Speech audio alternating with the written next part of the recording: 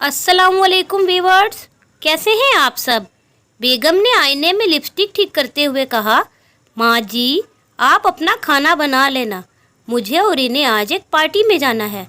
माँ ने कहा, बेटी मुझे गैस वाला चूल्हा जलाना नहीं आता। तब बेटे ने कहा, माँ पास वाले दरबार में आज लंगर है, तुम वहाँ चली जाओ, खाना बनाने की कोई नौबत नहीं आएगी। माँ चुपचाप अपनी चप्पल पहनकर दरबार की तरफ हो चली।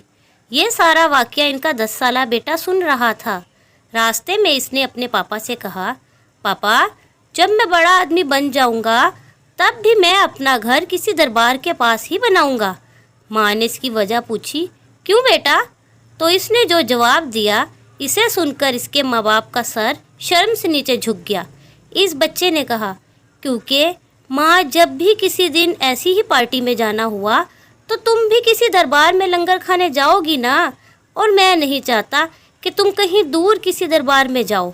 ना अपनों से खुलता है ना गैरों से खुलता है, ये जन्नत का दरवाज़ा माँ के पैरों से खुलता है। तो व्यूअर्स, ये थी माँ की अज़मत कि माँ के पैरों तले जन्नत है।